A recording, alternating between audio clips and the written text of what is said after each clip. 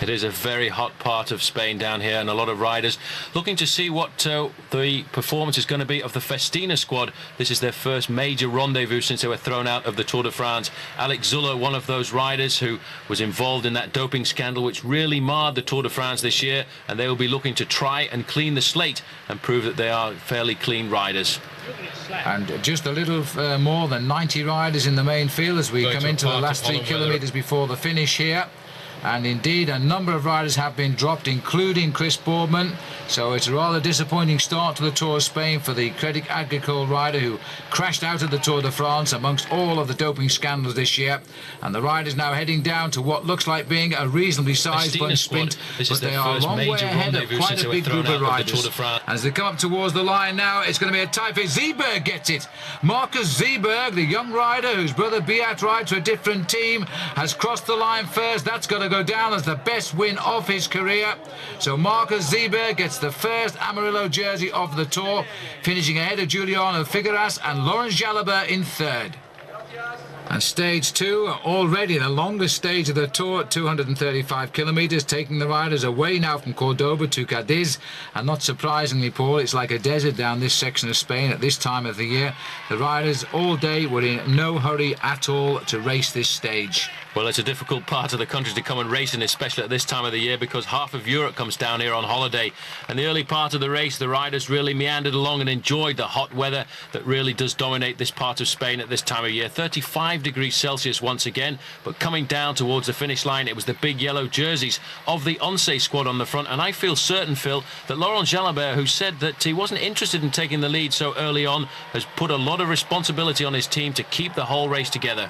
Oh, and there's been a crash in the sprint finish. The riders are tumbling down behind. Involved in that doping scandal which really marred the Tour de France this year, and they will be looking to try and clean the slate and prove that they are fairly clean riders. And just a little more than 90 riders in the main field as we come into the last 3 kilometres before the finish here. And indeed a number of riders have been dropped, including Chris Boardman, so it's a rather disappointing start to the Tour of Spain for the Crédit Agricole rider who crashed out of the Tour de France amongst all of the doping scandals this year. And the riders now heading down to what looks like being a reasonably sized bunch sprint, but they are a long way ahead of quite a big group of riders. As they come up towards the line now, it's going to be a tight fit. Zeeberg gets it. Marcus Zeeberg, the young rider whose brother Beat rides for a different team, has crossed the line first. That's got to go down as the best win of his career. So Marcus Zeeberg gets the first Amarillo jersey of the Tour, finishing ahead of Giuliano Figueras and Laurent Jalabert in third. And stage 2, already the longest stage of the Tour, 235 kilometres, taking the riders away now from Cordoba to Cadiz. And not surprisingly, Paul, it's like a desert down this section of Spain at this time of the year. The riders all day were in no hurry at all to race this stage. Well, it's a difficult part of the country to come and race in, especially at this time of the year, because half of Europe comes down here on holiday. And the early part of the race, the riders really meandered along and enjoyed the hot weather that really does dominate this part of Spain at this time of year. 35 degrees Celsius once again, but coming down towards the finish line, it was the big yellow jerseys of the Once squad on the front. And I feel certain, Phil, that Laurent Jalabert, who said that he wasn't interested in taking the lead so early on, has put a lot of responsibility on his team to keep the whole race together. Oh, and there's been a crash in the sprint finish. The riders are tumbling down behind here. Jerome Blijlevens has got the victory, but they've left 1 or 2 riders scarred in that massive pile-up. As they came into the line, though, Jerome Blijlevens gets the victory ahead of Giovanni Lombardi of the Telecom team. Robbie McEwen of Australia and Rabobank, he gets third, but the yellow jersey staying on the shoulders of Marcus Zeeberg. And the heat's certain to continue on this stage of 193 kilometres from Cadiz on to Estepona. And the riders again staying together in that tight field. Just the sprints for the small time bonuses along the road having their effect. And at the moment swinging the race in the favour of Laurent Jalabert, who is now breathing down the neck of Marcus Zeeberg overall. But you know, Estepona are quite big players in the sponsorship of the Tour now. That's why the race is going around here. No doubt the reason why we're seeing one of the riders here having a chat with their team car as well. Well, certainly an important stage for the riders too, because they move away from the Atlantic coast, head around the bottom of Spain, ride the Rock of Gibraltar, and then head in towards the Mediterranean part of the country. And once again, always near the front of these Spanish races, you can see the yellow and black jerseys of the Once squad, because for them it is so important to perform well here, and they're trying to make sure that they can put Laurent Jalabert in the yellow jersey of this race very early on. And you can see the winds in this part of the race really having an effect and splitting the main bunch. Well, after being beaten by Marcus Zuberg first day, Switzerland, and then Jerome Blijlevens from Holland, it looks as though the Spanish are beginning to get a control of this race. The Tour of Spain is infamous for the fact that the Spanish do seem to control the racing. Ask Robert Miller, who nearly won it on one occasion. Here come the team now of the Post Suisse as they try to keep Marcus Zuberg in that Amarillo jersey. There's been a crash further down the road too. I didn't quite get a long enough glimpse of that rider, but it was a Mapei rider who's gone out the race, Paul. You know, Phil, I think that was Paolo Lanfranchi who went down there. And what's going on here is because of the temperature, a lot of riders' reflexes are slowing down, but they're still taking the risk to try and stay at the front. And what's happening then is there's a couple of wheels are touching and several riders are falling to the ground. Well, at least in this long straight, they get a good sight of the finish. And a rider's touched the wheel there. The man on second wheel moved across him, took him out. So there's been another crash as they approach the finish. But the field now heading towards the line. Only two riders on the ground. And it looks as though the man who's going to win the sprint is Jan Kirstiplu of the Estonian champion. Gets the victory ahead of Marcel Wust. But there will be a change overall because of the bonuses along the route. Laurent Jalabert now leads the Tour by 2 seconds from Zuberg. So not surprisingly, pretty tight at the top after almost 600 kilometres covered. We're now on to stage 4 from Marbella along to Granada. 173 kilometres this one, and we'll stay in the hot weather for sure. I'm quite certain a lot of these riders are very happy that we're not going up the Sierra Nevada, the big climb just out of the back of Granada here. But in the early part of the stage, in fact, it's Banesto who tried to hot up the racing because John Odriozola tried to go off the front and put a lot of pressure on. Abraham Alano is the leader of that squad, but early on in the race, they've sent him out to try and open up the trails. Well, Alano would like to feature in this Vuelta a España as the main field coming over. Laurent Jalabert having a good day so far. He's nipped a couple of seconds in time bonuses along the route, so he's building himself a little comfort in that leader's Amarillo jersey. This part of Spain, as they pick their way through all of the olive trees, Phil, is a very difficult part of Spain to race through, because not only is it dominated by the heat, which is always on this part of the world, but it's also very difficult roads to race on. The road has a very difficult surface to it, and it feels in temperatures like this as if you're sticking to the surface all the time. And in fact, now the Banesto guys have replaced Odriozola at the front with number 25, Jose Vicente Garcia, who's gone off the front as well. So obviously this afternoon, Banesto have a plan and they want to toughen up the race. Well, they're certainly loosening their legs, that's for sure now. So there's nothing about a promenade on the race today after having had a couple of days of silly crashes. Maybe that's another reason they want to get things on the move and try and loosen up. Just behind him now, the Amarillo jersey of Laurent Jalabert goes over in third place, which is interesting. He's taking a close interest at the front. The Spanish teams, remember, are still looking for their first stage win, and that's a while since they've gone so many days without one.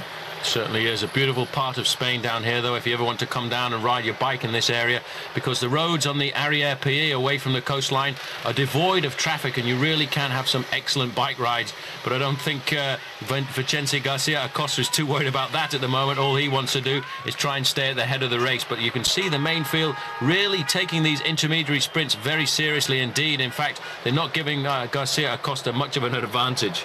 No, he's been swept up. He's gone back into the pack, but long line of riders, meaning that the pace is on here. Kelme also riding well, and news reaching us too that Guerini, who's third in the Tour of Italy, has abandoned the race today, so I guess he must be sick or something, because he wouldn't have climbed off this early in the Tour. Looking at the face there of Jose Luis Ribera. Remember the rider in the pouring rain that almost stole the stage into Milan on the last day of the Giro d'Italia. Well, a chance here to see Alex Zülle, the former winner of this event last year. He's sitting at the back there of one of his Festina teammates, but a lot of work done at the front here by Team Telecom, who feel that they've got great chances of stage victories with their man Giovanni Lombardi, who so far, with 10 kilometres to go, is proving to be a very rapid sprinter in this year's event.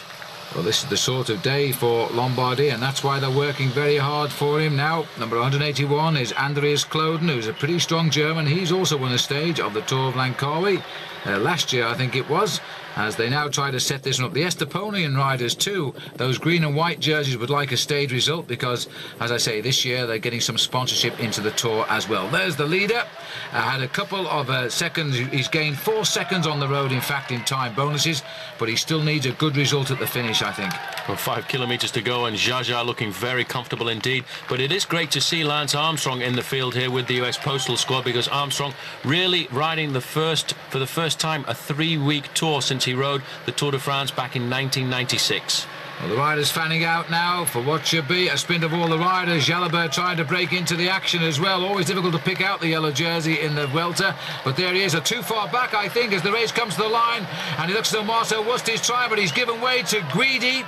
Lombardy right there, bangs his handlebars. Blyleven's was there. I think Wust only got 4th, but that really was a battle royale of the sprinters, and in fact Guidi, on the day his team leader retires, he gets the Amarillo jersey as well. So that's brought some smiles to the Polti team. Out is Guerini, and into yellow is Fabrizio Guidi. Lombardy second on the stage. So to stage number 6 between Murcia and Alicante, 201 kilometres. The 5th stage won in a sprint by Jerome Blyleven, his second of the Tour. No change at all overall. The yellow jersey still with Guidi, but I think today on this rather sporting course, Paul, we might well see a new leader. We certainly could do a very tough finish towards the end with a first category climb, the Col de Cati it's called. It's only 4 kilometres long, but it really is positioned perfectly for the finish. But obviously some of the lesser teams in this Tour of Spain trying to get publicity for their sponsors, going out early on. But again, we always see the big yellow squad of Once at the front of affairs. That was Echeverria there being put back in his place. 10 kilometres to go for the whole field here now. And Guidi trying to keep his Amarillo jersey, got his team nicely in order.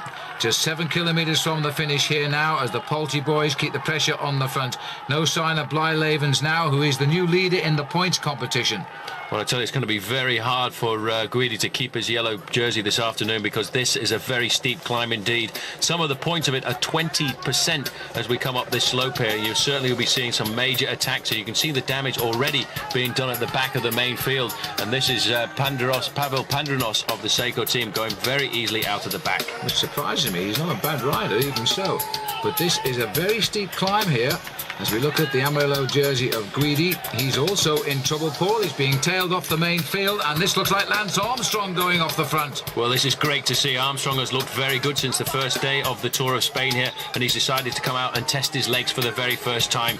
He, in fact, is coming right up to Jimenez. In fact, Jimenez is going by Armstrong at the moment, so that's a good move by the man who was a former champion of Spain and a very good rider on the Banesto squad indeed. But you can see the yellow jersey of the Tour of Spain this year in serious difficulties further down the slope. Oh, Fabrizio Guidi here is waving goodbye to that Amarillo jersey. Here is Laurent Brochard, the world champion who has been in disgrace all year with the doping allegations, now back in the Tour. And riders cracking all over the place. This is Casero. Spanish champion too is having a very hard time getting his rhythm going. He shouldn't be suffering at the back of the race like this. He is a rider who is expected to be one of the stars of Spanish cycling in the future. 4 kilometres to go to the finish, and Jose Maria Jimenez is leaving Lance Armstrong trailing in his wake, but coming up into the front of the race now. Again, Laurent Jalabert, always a man to look for the victory on this kind of a finish. Well, he's had some of his greatest occasions in the Vuelta a España, and he's not going to let it slide away too easy now. He's already had the race lead once in this event, but this hill is an absolute brute here, and Jimenez is creating some damage behind him, and also throwing a spanner in the Banesto works, I would suggest, because Olano is supposed to be the man at the front of the action for that team. Well, he certainly is. Alex Zuller moving to the front of this very elite group now, being joined by one of his teammates, Felix Garcia Casas, a very good climber, trying to put Alex Zuller in a position to challenge, to keep himself up in the overall standings. This short climb here, Phil, has caused devastation in the main field, and Jimenez comfortably going over the top. Well, Jimenez then over the top. Now he's starting his descent. I noted that Laurent Jalabert sitting close to the wheel of his former teammate Alex Zuller there. They know each other so well. Kelme rider just going through there was Hernandez. Here comes the field. And and Zulla second over. So that's completely shattered now. I'm not too sure where Lance Armstrong has put himself either. Armstrong was in that group there with Laurent Jalabert. I just caught a glimpse of him going over the top. Only around about 10 riders left in that front group. A very elite group indeed, but I didn't see any sign of Abraham Olano. And a great move with 2 kilometers to go by Jose Maria Jimenez, whose glasses just fell off there as he looked over his shoulder to see where the rest of the pack was. This is Heras Hernandez coming down here, and Armstrong leading the chase ahead of Laurent Jalabert. So Armstrong is definitely back. Absolutely. He looked good as well. He looked pretty cool there, but this man is leading by the best part of 30 seconds here, so he's going to get the win. And that'll be Banesto's first win in this race since 1990, an 8-year gap. Julian Gorospe was the last Banesto rider to get a victory, and second over the line is Heras. It was 27 seconds, and here comes Lance now, vying for third place. He's going to be challenged by Jalabert. Jalabert coming off his wheel. I don't think Lance can do anything, but a fourth place finish for Lance Armstrong. Jalabert taking the third place on the day, but a new leader now in Jimenez, and that means he becomes the leader of the Tour by 31 seconds. Jalabert is at 36, Olano at 58. And now the riders lining up for stage 7, taking them from Alicante up to Valencia before they cross over to the island of Mallorca. And this shouldn't provide too many problems. It's a flat race of 185 kilometres. And as they come into the last 3 kilometres, again the sprinters set to have their day here, Paul. I don't think anybody can stop that. I don't think so. 2 kilometres remaining, and certainly the Tour of Spain has designed the early part of their race to smile for the sprinters, and it certainly is a good thing to see organisers doing, because sprinters get less and less chances these days in the big major stage races, but that's certainly not the case at the Tour of Spain. As they all come down to the line together, there'll be no change overall here, but Lombardi is going to try and finally get across the line first instead of second, and he does it for the Telecom team. Lombardi ahead of Blylavens. So that was the order over the line. And with no change overall, the riders now crossed over to the island of Mallorca for 2 stages. This is stage number 8, and will take them up to the 1,500 kilometre point. This is not an easy stage, Paul, because this is a mountainous little island. It certainly is. Many of these riders know the roads again, because one of the early events that they do take part in is the one-day series of races here in the island of Mallorca. There, the final climb of the day out of Sola on the way down to Palma is certainly where the decisions are likely to take place. So the Banesto boys are doing their job well here, not for Abraham Olano, at least not yet, but for Jimenez, who has the leader's jersey on. By the way, the last yellow jersey wearer from Spain in this Tour was Abraham Olano, and now it's over to his teammate Jimenez. Olano winning the yellow jersey in 1995. Little bit of a coincidence. One of the Spanish riders on the US Postal Service team. This is Juan Llaneras, more renowned as a track rider and a former world champion. A good man to have in the squad. He was brought in by Johnny Welch, but further up the climbs, it's really the Kelme squad who are on their own terrain here, trying to get one of their men off the front, trying to break the stranglehold that the Banesto squad have had on since the very first few lacets of this climb. Well, that's Jose Luis Ribera, who's gone clear, and he's a good climber. In fact, he had a great tour here, come to think of it, last year. I think on the toughest mountain stage, he won it. And so he's not afraid of the hills. Pascal Hervé, another one of the disgraced Festina riders, now in the Tour and trying to put matters to rights. These riders trying to race hard and put all the problems from the Tour de France well behind them, but I should think Pascal Hervé has got a few more worries than just getting on with his racing at the moment, as he's managed to get across the gap there to Ribiera. Now there are 2 riders at the head of affairs, and still a lot of pressure on at the front of the main field by the white jerseys of Banesto, and Jimenez is riding like a man possessed, riding like a leader to the squad, and I would think later on there'll be some certain challenges to his own teammate Abraham Olano. Well, whichever way you look at it, Paul, it is taking the pressure off Olano right now, because all of the riders are looking to the man in the Amarillo jersey. Pascal Hervé has been caught, but we still have that one rider up front. And the Banesto boys also trying to do something here. Armand de las Cuevas, who's a little bit of an enigma in the sport, but riding seemingly well at the moment. Well, amazing to see De Las Cuevas riding so well here at the Tour of Spain, and I wasn't sure then whether he was going off the front or off the back, because we're looking here at the shape of Marcos Serrano, another revelation in the Tour of Spain last year, and once again the Kelme squad proving that they are a very aggressive team, always out on the attack, always looking for the move to toughen up the race. Well, they've decided to do that today, because they are launching attacks whenever there is a little lull in the pace, and there aren't too many of them today, because the riders themselves are putting up a good race here on the island. Jalabert going across there in second place, looking all of the time for the small time bonuses along the way and looking to try and get himself a few points in the King of the Mountains competition. Still, Serrano on the front with an advantage of around about 15 seconds, and now the chasing behind Laurent Jalabert is being done by Jimenez himself. Well, the Kelme boys always at home when the roads go up as they continue to launch an attack here. We're still looking at Marcus Serrano into one of the tunnels. The riders don't like racing through the tunnels. There are plenty of them on this island too. A little breakaway group here trying to consolidate in the chase back as well. Well, amazing as we came up to the top of the climb, it looked as it was very much all together there, but there is a small group starting to get off the front here, and as always, Banesto have put a man in there, the Once rider who's managed to get in there as well to keep a member of the team there present to take the pressure off Laurent Jalabert. But this is interesting to note at this stage of the game that in fact a group of 6 riders managed to get clear. Juan Carlos Vicario is the number 89 we caught a glimpse of there.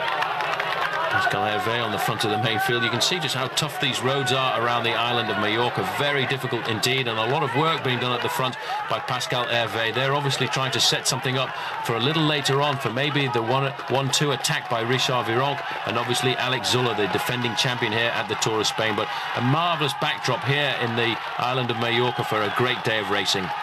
And they're putting on the style here too, as Pascal Hervé is keeping a lot of the pressure on today. He's a great climber. He won the stage of the Giro and has worn the pink jersey in that event. He turned professional very late on in life.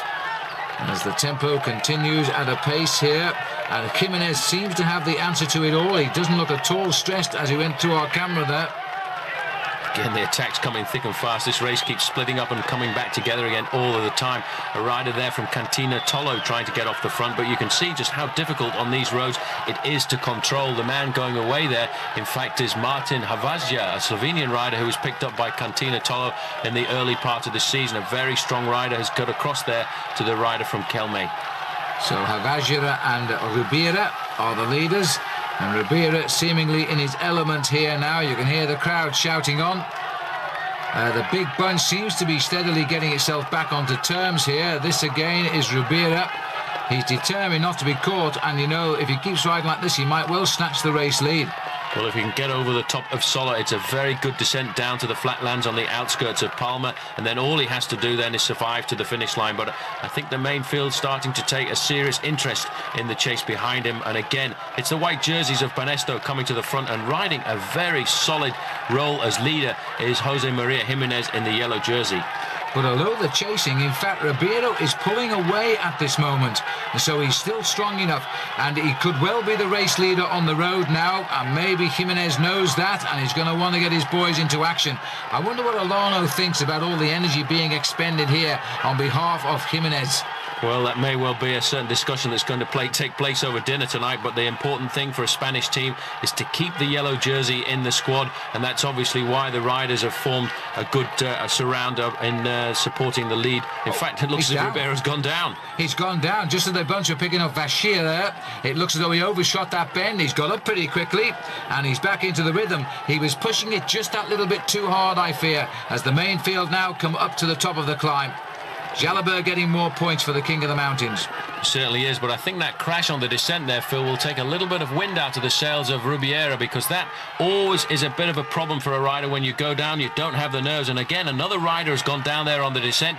Everybody clutching at this race, trying to keep in control. As you can see, everybody taking risks on the descent. This is turning out to be a shaky old tour here now. Jalabert with those points, by the way, is the new leader in the King of the Mountains. This man, though, is trying to steal the show and get the yellow jersey on his shoulders.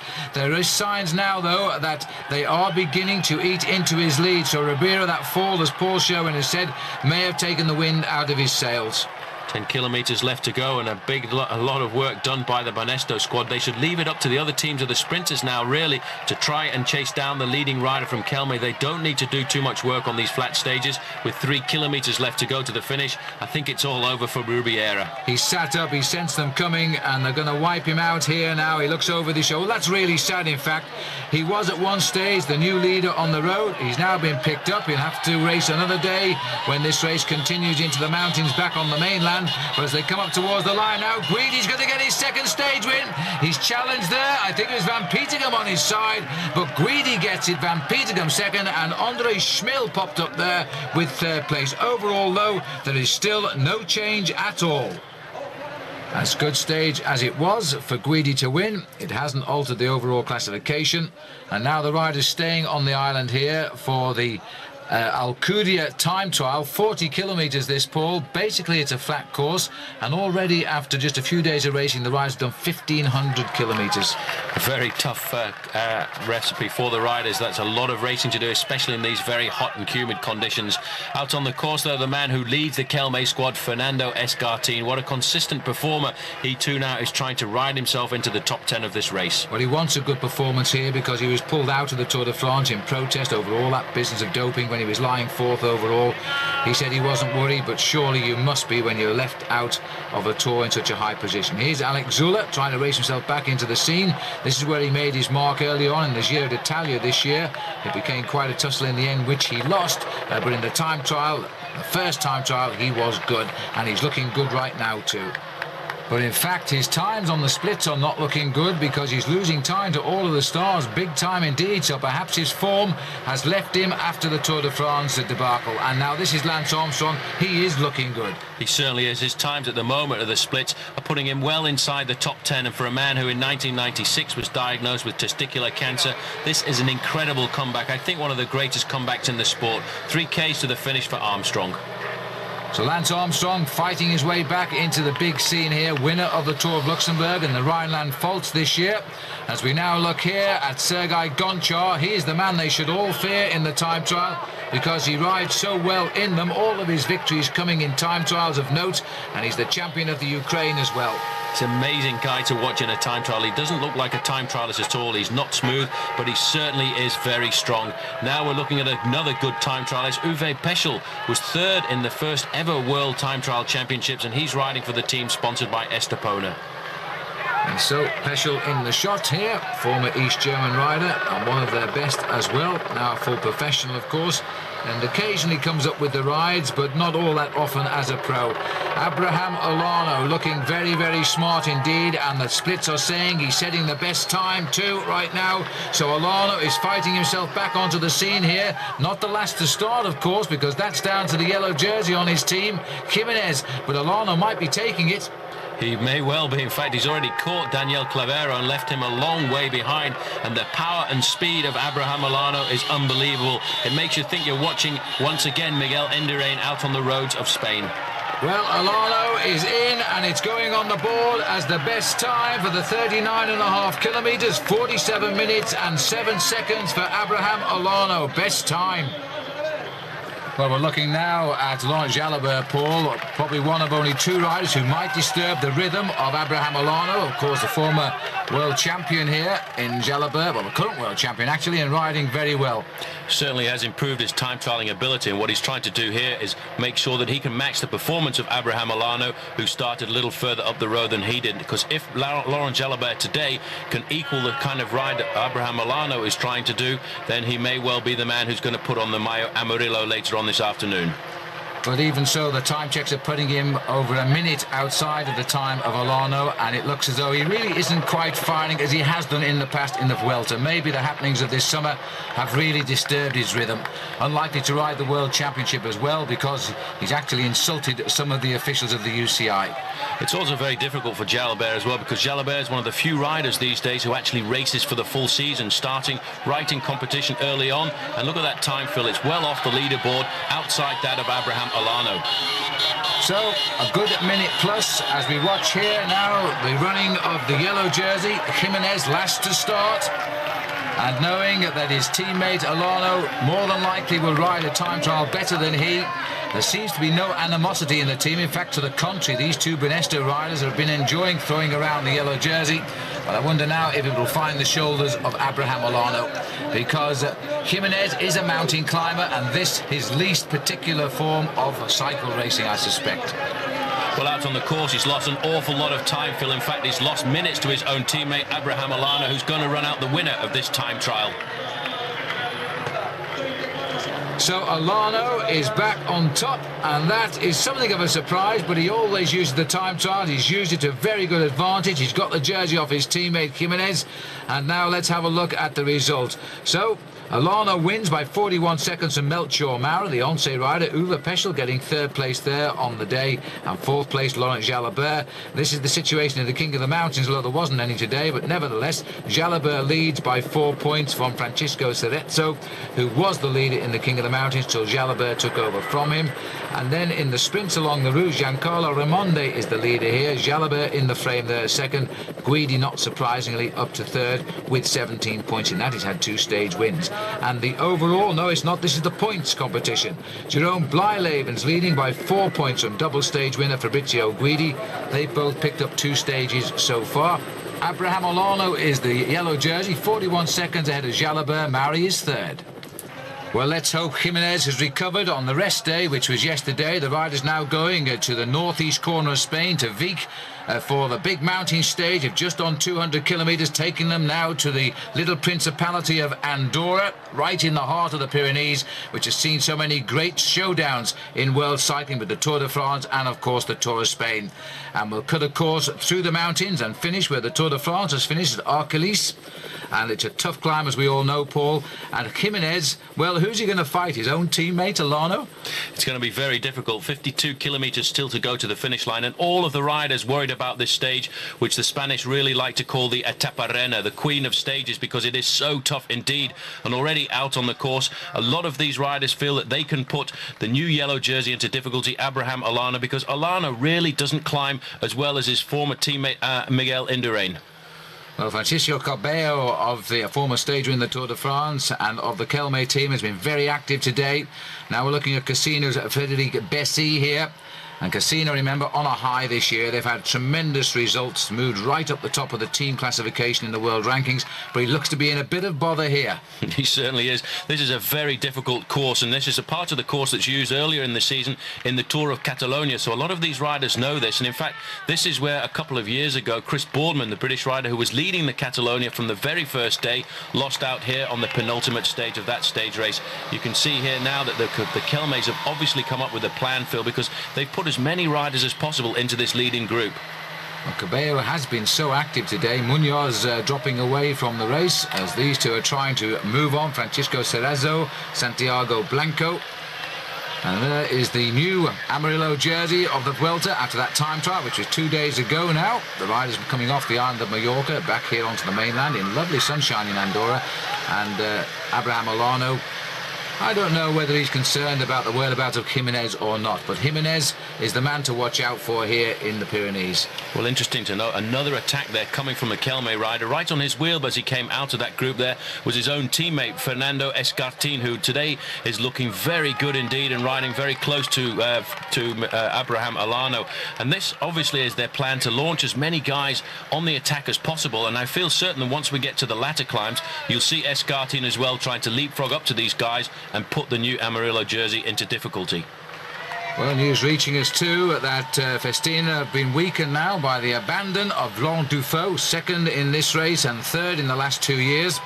And he's gone, I think, suffering low morale, as most of the Festina team are, after their eviction from the Tour de France with the Festina doping scandal that blew up.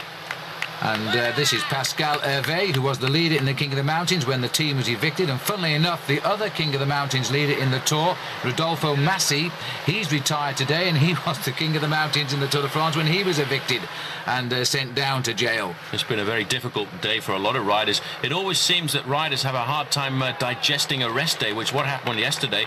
And one man who's had a hard time early on in this stage, in fact, is Maurizio Fondrias, who's pulled out of the event as well. But it's good to see that the new Vitaligo Seguros team is putting some of their big boys up at the front, because Angel Luis Casero, who's the Spanish champion, is looking to try and do something, and they've got their top man Santiago Blanco on the attack right now. And he really is the top man too. A big tussle for the right for him to ride for the team throughout the winter that went to court, but he's won the right and he looks to be a star of the future. At least the team thinks he will be. Banesto boys under pressure, yes, but they've got the firepower in these mountains to maybe put the situation to right. There's still a fair way to ride, and there's lots of climbing, and as you can see, the weather absolutely idyllic here in September for the Vuelta. which has profited from the move from its traditional date in the early year, and I think a lot better for it now. It's become a race in its own right. Well, Casero going over the top there in second place, but still, Phil, despite the fact that I feel the Tour of Spain is a very well-placed race now at the end of the year in September, a lot of the riders still complaining about the fact that it is too late in the season, because a lot of riders are now just coming to the Tour of Spain as preparation for the World Championships. But it really does put a real good sting in the tail of a very long season. Well, it looks as though Hervé's got a sting in his tail right now, because he's coming slowly back into the field. He's been away, and this is a very select little group that's now forcing themselves into the action here. Looking out for, of course, Jimenez and the yellow jersey of Olano. Olano is in this group, and it's quite a hefty little group of good climbers coming up as well. It certainly is. Richard Vironk is riding very much to the front of that group, but I do have to think that the Banesto team has changed an awful lot since the retirement of Miguel Indurain. It seems as if a lot of the younger riders have been liberated, because they are such a strong team now. It was always said that the Banesto team wasn't strong enough to support Miguel Indurain, but here they're always to the front in force and all riding very well to defend the leader, whether it be Jimenez or whether it be Abraham Olano. As they continue on the climb of La Camela, here are the men setting the pace, and they look as though they've got themselves a good little tandem going here, nicely relaxed as they race towards the final climb. Oh, coming through to the front there, we've got Javier, who's helping out Casero Blanco exceptionally well here, but there's another Casino boy going right off the front there. He's decided now's a chance for him to try and get up there, because Casino certainly want to try and put some of their riders in. They've not had a great deal of success so far in the Tour of Spain, and for a team which is regarded as the #1 team in the world at the moment, they're launching Fabrice Gougeot off the front to get across to the leaders. 1 minute 17 back to the main field, and this is the descent that was used a little earlier in the year in the Tour de France when it came up here, well, last year I should say, and the descent was used in the Tour of Catalonia, so these riders know it very well. It's very tricky, and once they get down to the bottom of here, they'll go through Andorra la Vella, and then they'll be heading up towards the finish line in Arcalís. And that climb starts, and it just keeps on going up and up. It's a great area to go cycling when you're not under pressure to win a big time stage race, that's for sure. There's the man who's just crossed the gap and strengthened the lead at the front, not noted at all as a young professional, as a great climber. And I think these boys here are doing just enough to keep in touch with the leaders, and they're waiting for the final run at the Arcalís. Well, there's Jimenez on the left-hand side there. In fact, over the rest day, there's a few rumblings of a certain disagreement between Jimenez and Olano starting to come in, because for the moment, Olano has not re-signed his contract with Banesto, and in fact, his wife has started the negotiations with the team management, and she's trying to put a certain few clauses into that contract to make Olano the sole leader of the team. So there's a bit of friction coming there. It'll be interesting to see just how those two guys handle it today. Well, there's #1, the winner last year, so emphatically so as well. And he looked to be on course to win the Giro d'Italia this year. Then it all went wrong for him. The Tour de France, of course, completely went wrong. And so a chance for Zola maybe to do something here. But he's on the wheel of his ex-teammate now, Laurent Jalabert. Always looks cool, Laurent, even when he is suffering. But I don't think he's having a good tour. Not like the winner he has been of this race in the past. Well, certainly it is a very long season for him. He had the white jersey on there as leader of the King of the Mountains competition, and he is at the moment still in second place in the overall standing. So he will certainly be keeping a very close eye on Abraham Olano. But there looks like one of the Kelme guys put it into reverse gear there, because he was out in the front, obviously waiting for Escartin to launch an attack, but the Banesto guys here doing an excellent job on the front. Well, that was Serrano dropping back, an early attacker on the climb, but he's now looks as though he's hit the wall a little bit there, and he's still got the big one still to come as these three continue to head out now towards the final climb of the day. And it's a toughie.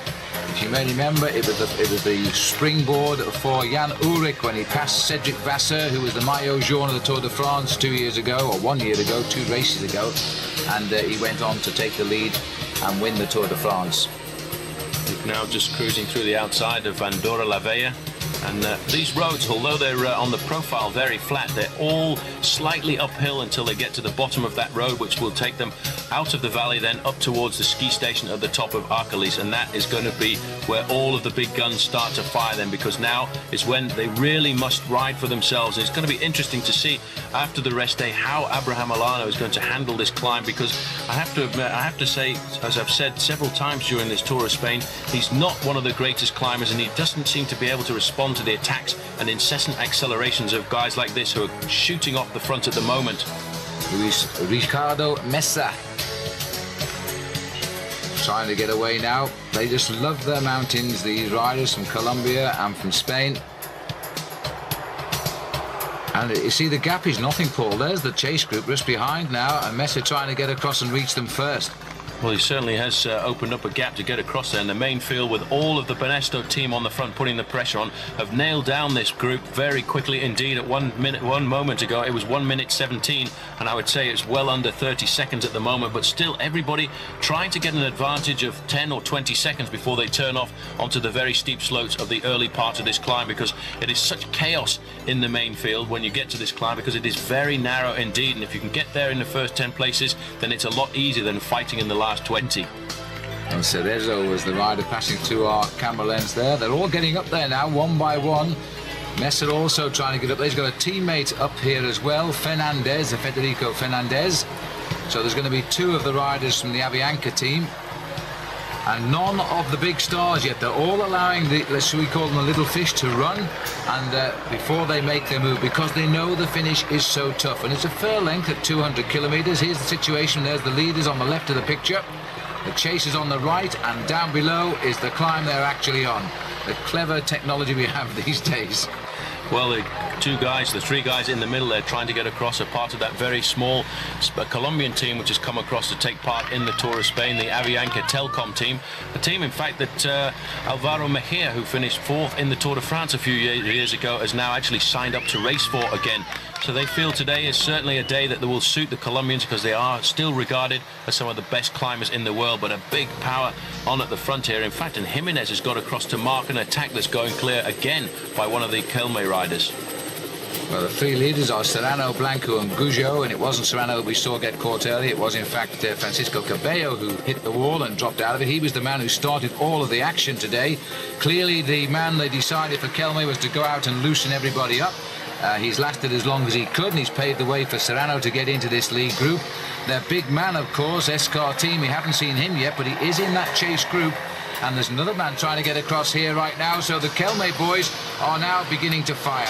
Now this is going to be interesting to see what the reaction will be of Abraham Alana, because Jimenez himself has come across here to match this chasing group, and he's got right across to the front group of 3 riders, making 5 men at the head of affairs.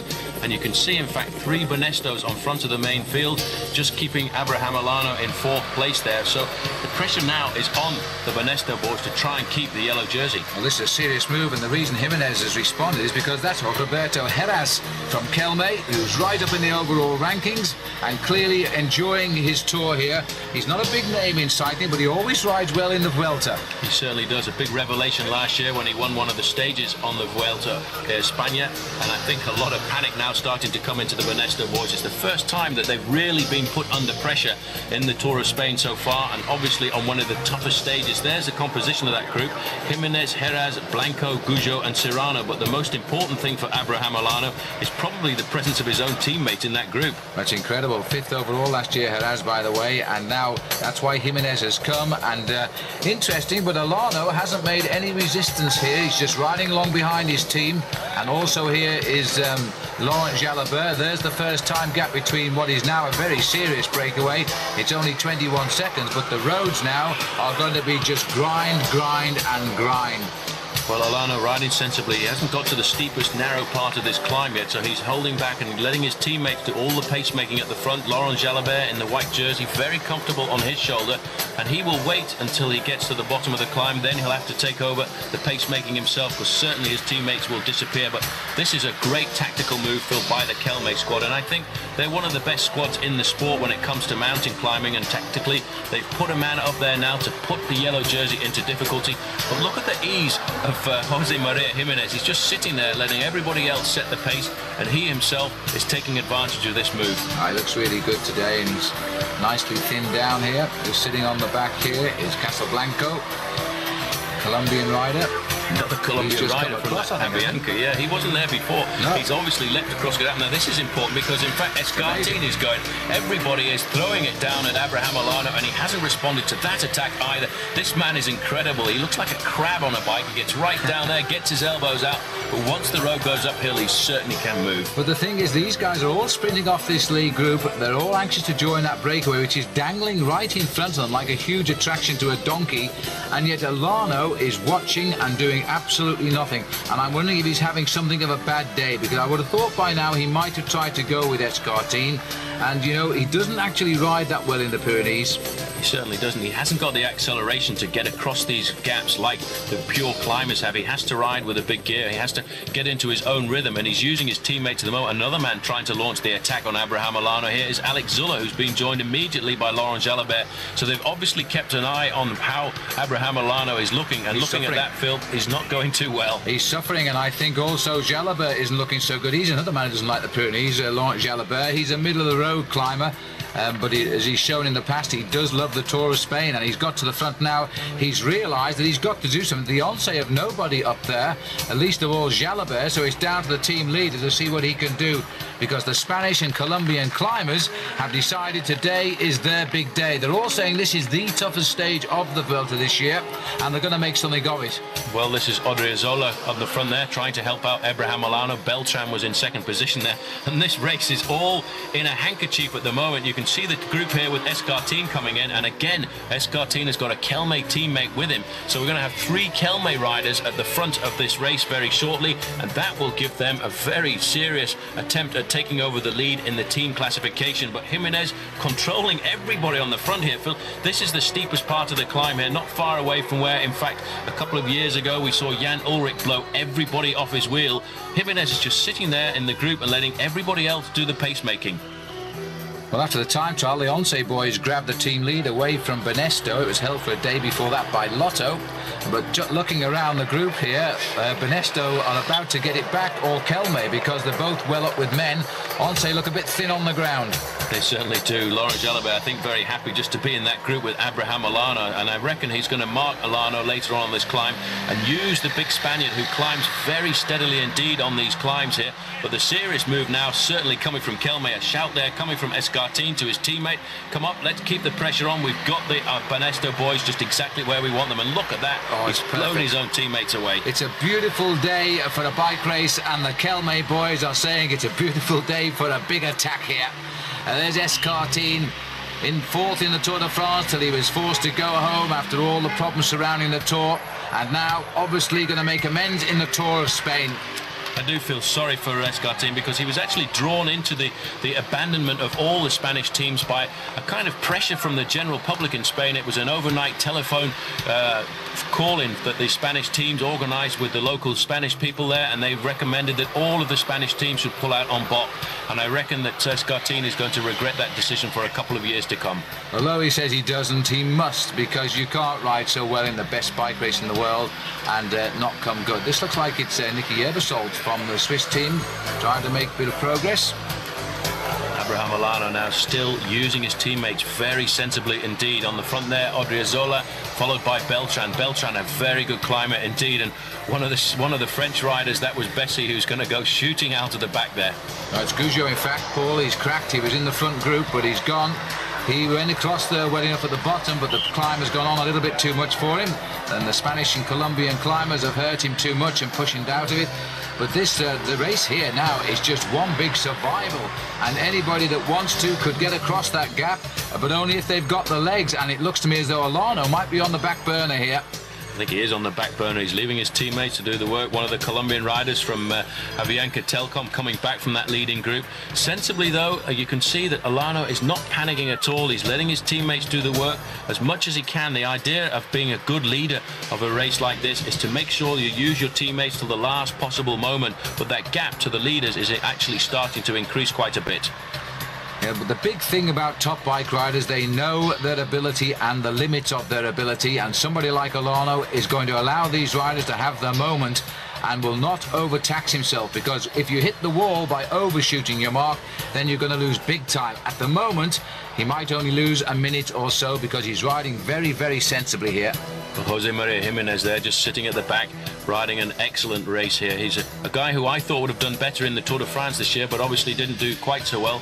Virenque now deciding that everybody is leaving Olano behind, and he's going to have a go at trying to put... In fact, it's Hervé once again. Well, that's a big surprise. These guys, they all had their hair dyed just before the Tour de France, and they all look the same now. I think Virenque's has grown out. It's back to black again. But anyway, Hervé's kept his. We're on the Montauk now. First category stepping stone to the final climb. And again, the decisions are being made. This is another beautiful climb here. It certainly is. It's okay to watch, but I tell you one thing, I wouldn't like to be out there riding today because the pressure is certainly on. Hervé is digging in again, trying to put Abraham Olano into pressure. There's Virenque in third position there, slipping back down the line, and now the attacks are coming from the big guys from the Mapei squad because they certainly are looking for something out of this tour. This is Oscar Kamenzin, no longer in his Swiss national champions jersey, but he too is looking for a good performance. Yeah, that national champion now is Ebersol. We caught a glimpse of. He's disappeared. I think he's back in this group somewhere. But Kamenzin now pushing on. They're nipping across as best they can. And the Cofidis boys on the defensive here as well. Without Bobby Julich, of course, after his marvellous Tour de France. But Bobby in the past, I think, in fact, really, he first came to our notice in a Tour of Spain when he was so good. It certainly was. In fact, he took the King of the Mountains competition early on in the Tour of Spain a couple of years ago and held on to it for 10 days. And everybody said, this guy is pretty good. And he was signed up and transferred across to the Cofidis team, where really this year's Tour de France proved that he is a magnificent rider. And an American rider we'll see an awful lot more of in the future. Kamenzin been picked up by Zuller. Zuller's had to make some sort of